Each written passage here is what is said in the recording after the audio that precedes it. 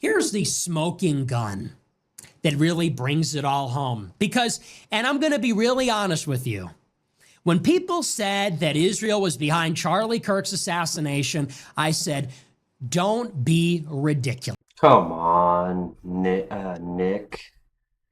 Let's be real here. I mean, who has the most to gain? Fucking Ben Shapiro said, hey, I'm gonna fucking take over this shit. I'm gonna pick up where Charlie Kirk left off. That's very convenient for the goddamn tribe, right? I mean, if Charlie Kirk was going against the tribe, then the tribe is gonna take him out. And guess what? I know how this looks, you know. We got a crazy troon, and like there's a pattern with all these troons going crazy, shooting up schools, but you know, MK Ultra is a thing, and it feels like these unstable troons are the perfect candidates. And I feel like Israel is exploiting these troons to do killings for them. I know I might sound crazy, but that's truly what I think. I mean, it's perfect. Think about it. You could take out your enemies, political enemies, but you could also blame people on the opposite aisle, and you can wash your hands and not be blamed for anything. I think it's the perfect strategy. Charlie Kirk, and rest in peace, God bless his soul. Charlie Kirk, we all know, was supported by pro-Israel Jewish patrons. Until the day that he died, he never recanted his support for Israel. Publicly and openly, he defended the administration's cover-up of the Epstein files. He defended the administration's bombing of Iran. In the same interview with Megyn Kelly, he said, "You're never going to lose me. I will always support Israel." Shit, he was deep in it. Deep. Be that as it may. After Netanyahu offered to give him all this money, and he refused, Bill Ackman hosted an event at his home where Israeli mouthpieces like Seth Dillon, a Jew, and Josh Hammer, a Jew Israeli mouthpiece working for Ben Shapiro in a previous job listing. Charlie Kirk refused to listen. He was offered a trip to Israel. He refused.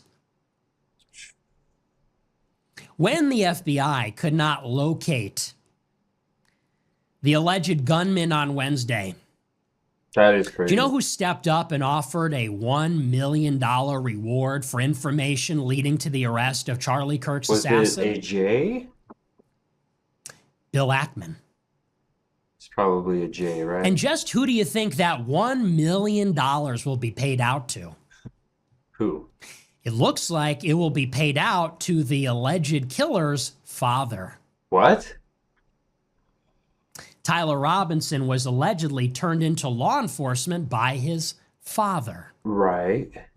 That is what the reports say. His Mormon say. Father, the Mormon father who turned in his gay son dating a tranny who killed Charlie Kirk, is going to get a $1 million payout from Bill Ackman, the man who, according to friends of Charlie Kirk, menaced him for not taking Netanyahu's money and supporting Israel's war in Iran.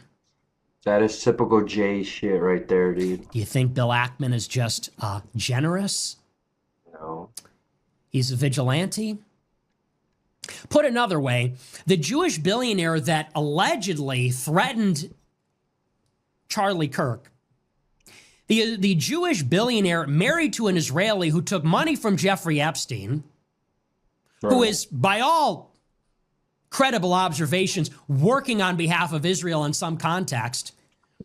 The guy that apparently menaced Charlie Kirk is the same guy who will pay a man $1 million for turning in his gay son, implicating him in the murder of Charlie Kirk. Okay, so real quick, this reminds me of that one joke that's probably not a joke where they said, hey, it's like, it's a J joke where he's like, hey, nice watch, how did you get it? Oh, my father sold it to me on his deathbed. That is what this shit is reminding me of so far. Anybody find that a little bit suspicious? This is a tweet, a real tweet that Bill Ackman put out last week. He said, quote, "A number of people have reached out and or posted expressing concern that Tyler Robinson's father may collect a $1.2 million reward for turning in his son," which inspires a few thoughts. First, in order for rewards to be effective in finding criminals, the rewards need to be paid even if the recipient is a crook or worse. That said, in this case, if the father is found to have been involved or otherwise acted negligently in contributing to Charlie's death, civil litigation or criminal prosecution will reverse unjust compensation. I've also seen reports that suggest Tyler's family intends to waive its right to any reward. So yes, we will pay the reward if it is earned to whomever the FBI indicates provided the information that led to Tyler's arrest. To me, that might be the smoking gun. That might be the connection that slipped everybody's attention. So, Bill Ackman allegedly menaced Charlie Kirk over Israel. Now Bill Ackman is paying $1 million to a Mormon man, turning in his gay son dating a tranny, implicating him in the killing of Charlie Kirk. How convenient, right? I see a bit of a conflict of interest there. Oh, yeah. Now, with that being said, I'm not running with that.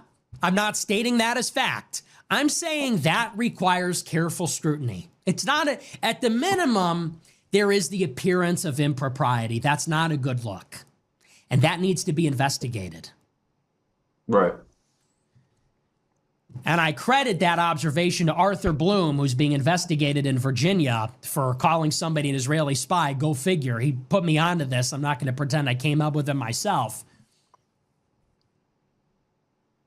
But at the minimum, that needs to be investigated. And I'd be very interested if the father receives that payout. If he doesn't, then maybe there's nothing there. But I find that to be very conspicuous.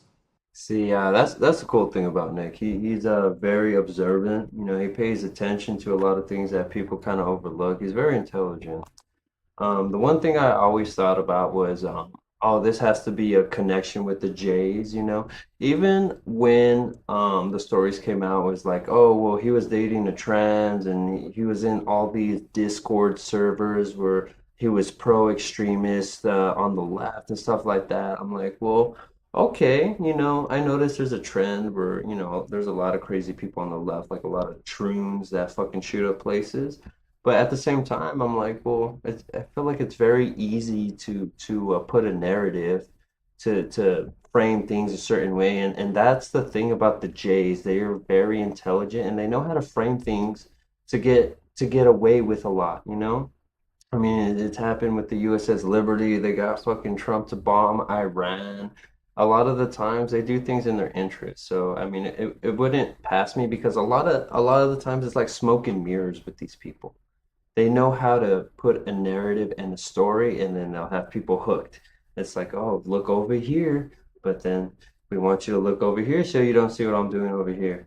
So I feel like, you know, Nick has a hunch about something, and if there's any type of hunch or anything that doesn't seem right, it's always worth to look into because you just never know, right? You know, I feel like MK Ultra is a thing, and using mentally unstable people, brainwashing them, I feel like that's a very easy thing to do with these people. But other than that, guys, let me know what you think. Leave some comments, and y'all take care, okay? Have a good one.